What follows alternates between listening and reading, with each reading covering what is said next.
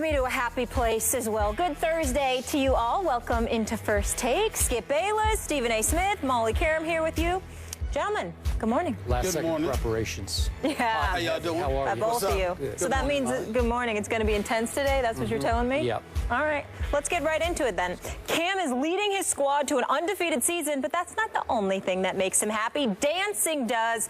Stephen A., what is your reaction to Cam's comments? Well, I have no problem with his electing to enjoy himself. I think that we have to understand something. Everybody has their own individual source of motivation.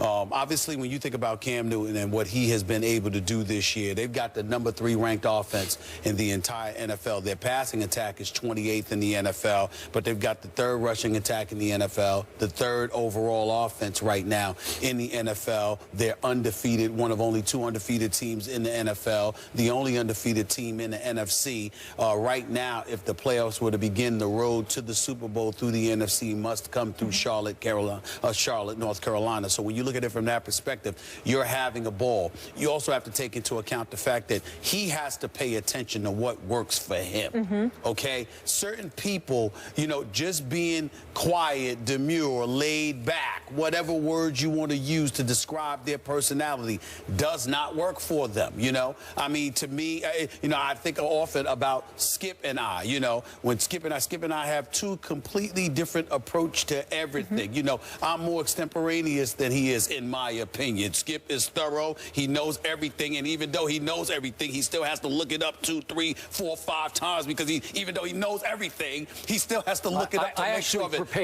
Well, you call it preparation, but there's no way we could sit here doing what we do if your brother wasn't prepared. That is true. The fact of the matter is that we have different ways of going about doing what we do. If you told me that I had to do this job every day emulating what Skip does, I would quit on the spot because that doesn't. You would fail. I would fail. I would fail because it's not my way. You know, everybody's got to be themselves. And I say all of that to say that when you look at Cam Newton and what he brings to the table, Skip, again, what I love about Cam is that it says the 28th ranked passing offense. It looks so deceptive because even though they got the 3rd ranked offense, how could that be with their passing attack so putrid or whatever? Cam Newton shows up when it's time. The bigger the moment gets, the more he shines. Suddenly at crunch time, the passes are more accurate. The running plays are, are more spectacular. He finds a way to get the job done.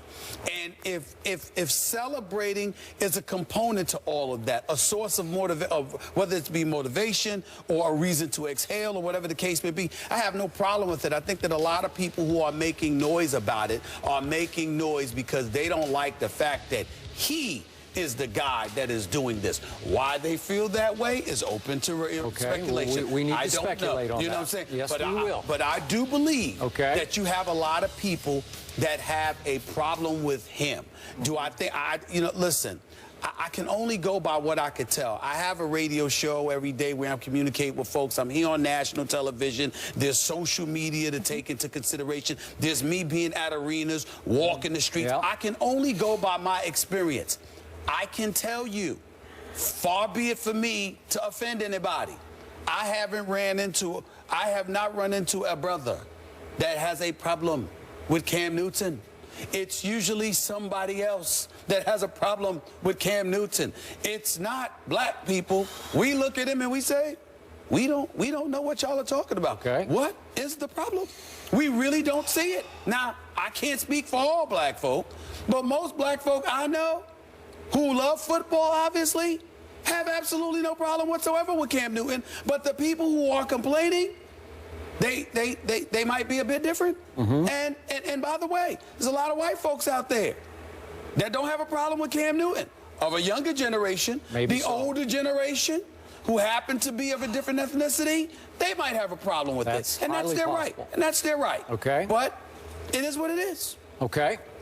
Those are all very valid points and insightful points, and I appreciate you saying all that you just said. Now, I'm going to come from my perspective. I have to remind you, I'm a Cam fan. I was completely on board with Carolina taking him #1 overall in that draft. He has struggled He has broken through this year, breakout year, fabulous year. Not the greatest QBR, but when it's time to make a play, Cam Newton has made a play at Seattle. Consistently. Consistently made the play to win the game because they've won all their games. Yeah.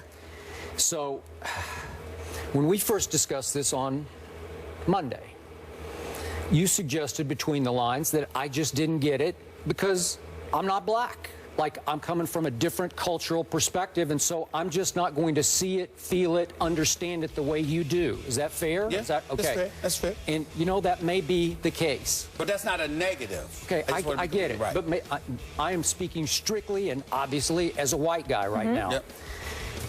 This is the way I viewed this. Upon first thought, when I first saw it happen, for me, it's not a white thing. It's not a black thing. It's a quarterback thing. Now, I'm coming from my old school, long time covering the NFL perspective. Got it. But this is a leader of the franchise thing. This is a breakout potential superstar quarterback thing that I'm talking about here. I've said many times on this show, I don't have any problem with the Superman. It's quick and it's very effective because it drives home the point to the opposition. You just Superman them. You just dived right over the line of scrimmage, and they could not stop you oftentimes when he scores from the 2-yard line by extending over the goal line. Right. And the only times we both have criticized him is when you did it when you were down 30 to somebody and you got a losing record. You know, we're going back a couple of years ago. Okay? But usually I'm fine with that. To me, this came across as an extended, choreographed look at me. And I don't love it for the quarterback. I'm good with the receiver doing it. I'm good with the running back doing it. This is the leader of the franchise. I don't care what color he is. If the white guy did it, I'd be the first to stand up and say, what are you doing? Because this was all about Cam Newton. All of his quotes defending himself were I, me kind of quotes. It took me to a happy place. So he was not able to share the celebration with any teammates. And if you see, they're all coming behind him to high five, hug, you know, face bump, whatever they're going to do. And he's leaving them all hanging because it's just going on and on and on because he had thought through this, and he's going to do a dance that's popular in Atlanta now. And a lot of people are going to love this. And I do not doubt the entertainment value of this for people of all colors because it's very entertaining because he's good at it. He was great at the dance. But it goes on and on and on, and he left his teammates hanging.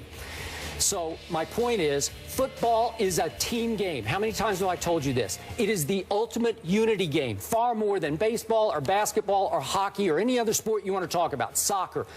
Football is all about unity. The key to a championship run is the unity of a football team, and it starts with the quarterback. So in this case, when you go on and on and on and exclude your teammates with an I, me celebration as the quarterback, you're let me finish. Just let me finish, okay? If you want to talk, I'll stop. No, okay? Skip, I was just trying to tell you, just in case, you know, I was just letting you know that I was going to. Okay, I know you're going to go, but remember, you are threatening your team unity when because this is not done by any quarterback of any color. This is not done. We haven't seen this before. This kind of a lengthy, post-touchdown celebration.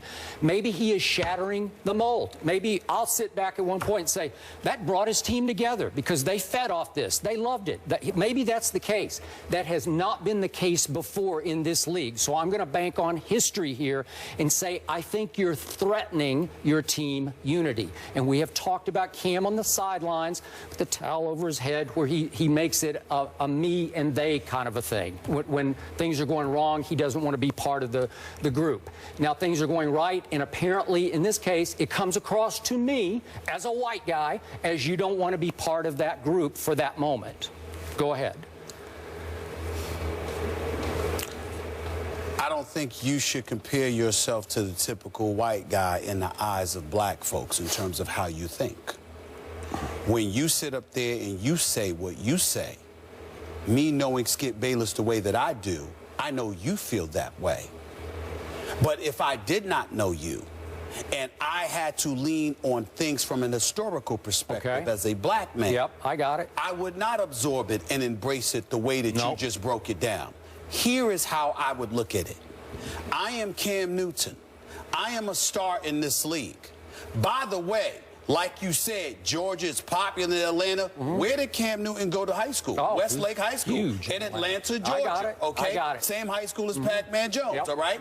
So you take that into consideration. He started Auburn, obviously, but ultimately, what this comes down to is that it's a dance. It's popular. He knows how to do it quite well, obviously, and he's celebrating it. So what happens is that when you see people standing up in an uproar about it, you can't convince. I'm not talking about you as in Skip Bayless. I'm talking about somebody who happens to not be black. You can't convince black folk that you're complaining about Cam Newton because that particular celebration and it took too long and his teammates were looking to celebrate with him and he left them hanging because he was too busy celebrating. I promise you most of them enjoyed it. I know I enjoyed watching it. I thought he did it pretty damn good, to be quite honest with you. I hear you. But here's where it speaks to a bigger issue, and for the sake of our audience, I had no clue we were going to go here, but I'll take it there. All right. Here's the deal. This complaint about Cam Newton, the game was on Sunday. It is Thursday. But we're reacting to his reaction. Now, I know that, but I'm saying there are still people who are complaining about it, which is why he spoke on it, because there are still people, that's all I mean by that. There's still people who are complaining about it. To Cam Newton and to a vast majority of African Americans out here in this country, what we're seeing is, wait a minute. You want to tell him what to do. You want to tell him how to do it. You know, he's out there. He's balling. Now you want to tell him how he should celebrate, what you deem acceptable. Black folks tired of that.